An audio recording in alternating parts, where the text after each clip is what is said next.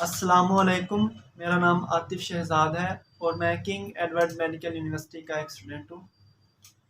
तो आज बेसिकली मैंने वीडियो बनानी है रीनल फेलियर की कॉजेज़ के बारे में कि गुर्दे ख़राब होने की क्या वजूहात होती हैं, रीनल फेलियर की क्या कॉजेज़ होती हैं।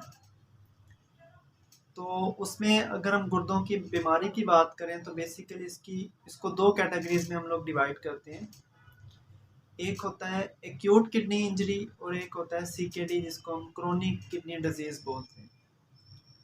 तो दोनों की अपनी अपनी कॉजेज़ हैं। तो एकेआई जो होता है वो सीकेडी में कन्वर्ट हो जाता है बाद में। तो इनिशियली हम लोग पहले एकेआई की कॉजेज़ को डिस्कस कर लेते हैं वन बाय वन।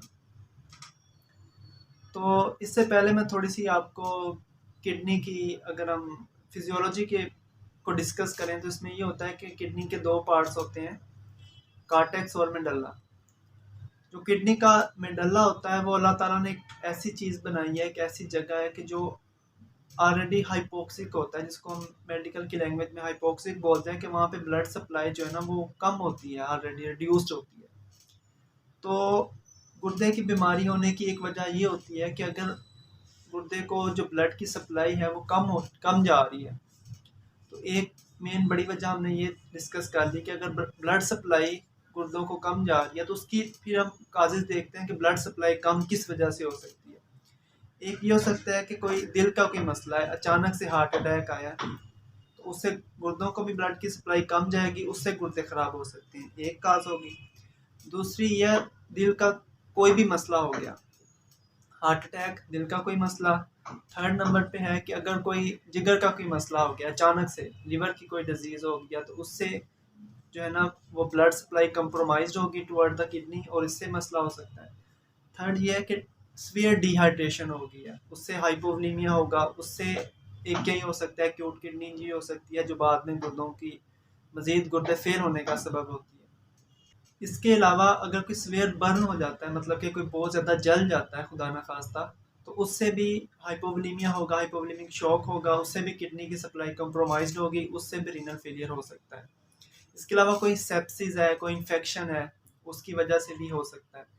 नेक्स्ट एक बहुत इंपॉर्टेंट बात है कि जो लोग अक्सर इग्नोर भी करते हैं कि मोस्टली लोग बहुत सी दर्दों की दवाइयाँ इस्तेमाल कर रहे हैं। इसके साथ साथ अगर कोई दर्दों की दवाइयाँ ज़्यादा देर तक इस्तेमाल करता है, दर्दों की दवाइयों में जैसे कि ब्रूफिन है, पोन्स्टान है, डिक्लोरान की गोलियाँ, डिक्लोरान के टीके, तो थोड़ी सी अगर दर्द है तो वो बाज़ात लोग डिफरेंट पेन किलर्स ले रहे होते हैं, तो उसकी वजह से भी गुर्दे ख़राब होते हैं। जी एनसेड्स हैं, basically non steroidal anti inflammatory drugs हैं, इनकी वजह से भी किडनी को जो ब्लड सप्लाई है वो मेडल्ला को वो कंप्रोमाइज्ड होती है, तो इससे रीनल फेलियर होता है। तो ये वो काजेज़ हैं जो एक्यूट में किडनी की इंजरी करा सकती हैं। इसमें हमने देखा कि हार्ट का कोई इशू हो गया, लिवर का कोई इशू हो गया, डिहाइड्रेशन हो गई, उसके अलावा सीवियर बर्न हो गया, कोई इन्फेक्शन हो गया, कोई यूटीआई का इन्फेक्शन, यूरिनरी ट्रैक्ट का कोई इन्फेक्शन हो गया, तो एनसेड्स हो गई, दर्दों की दवाइयाँ हो गई, तो ये सारी चीज़ें गुर्दे ख़राब कराती हैं। जो चीज़ें एक्यूट किडनी इंजरी कराती हैं, मतलब कि अचानक से गुर्दे ख़राब कराती हैं, उनमें एक ये भी होता है कि अगर यूरिन एलिमिनेशन प्रॉब्लम्स हो रही हैं, मतलब कि यूरिन जो है रिटेंशन हो रही है, किसी भी वजह से हो सकता है।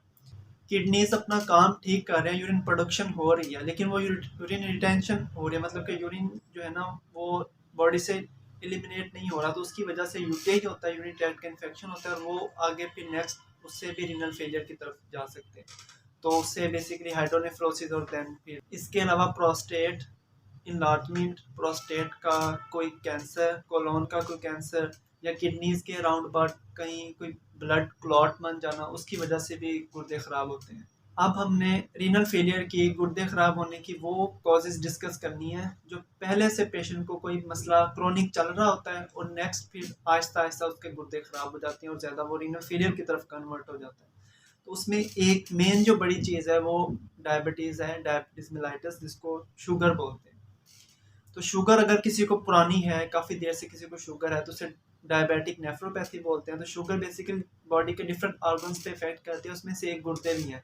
किडनीज पे इफेक्ट होता है डायबिटिक नेफ्रोपैथी, उसकी वजह से गुर्दे ख़राब होते हैं। इसके अलावा सेकंड मेजर कॉज है हाई ब्लड प्रेशर। अगर किसी को काफ़ी लंबे अरसे से ब्लड प्रेशर का मसला रह रहा है, तो उसके लिए भी चांसेस होते हैं कि उसके गुर्दों पे इफेक्ट पड़ सकता है। इसके अलावा ऑटो इम्यून डिजीज़ हैं जिसमें SLE आ जाता है, सिस्टेमिक लूपस एरिथेमेटोसिस, जो कि फ़ीमेल्स में ज़्यादा होता है। फ़ीमेल्स में गुर्दे ख़राब होने की एक वजह प्रेगनेंसी रिलेटेड AKI भी होता है, एक्यूट किडनी इंजरी होती है, जो रिवर्स हो सकती है, मतलब कि वो ठीक हो सकते हैं गुर्दे। तो अभी जो हमने रीनल फेलियर की, गुर्दे ख़राब होने की जो कॉजेज़ डिस्कस की हैं, उनको वन बाय वन समराइज़ कर लेते हैं। तो उनमें मेन जो है ना, शुगर, ब्लड प्रेशर, किसी भी वजह से किडनीज़ को ब्लड की सप्लाई कम होना, उसमें कोई हार्ट का कोई इशू हो गया, लिवर का कोई इशू है, कोई क्रोनिक ब्लड लॉस है, जो एक्सीडेंट में ब्लड लॉस अगर ज़्यादा हो गया तो उसकी वजह से, कोई NSAIDs की हिस्ट्री है, पेशेंट ज़्यादा दर्दों की दवाइयाँ इस्तेमाल करता रहा है, कोई कीमिक मेडिकेशन की हिस्ट्री है, हकीमों की दवाइयाँ इस्तेमाल करने से भी गुर्दे ख़राब होती हैं, ड्रग एब्यूज़, ड्रग ओवरडोज की वजह से भी गुर्दे ख़राब होते हैं। तो इसके अलावा जेनेटिक काजेज़ भी हो सकती हैं, जिसमें ADPKD, autosomal dominant polycystic kidney disease होती है। सिस्टेमिक कॉजेज़ हो सकती हैं, सिस्टेमिक लूपस एरिथेमेटोसिस, SLE जिसको बोलते हैं। तो ये हमने बेसिकली मेन कॉजेज़ डिस्कस किए हैं। इसके अलावा भी डिफरेंट कॉजेज़ हो सकती हैं रीनल फेलियर की।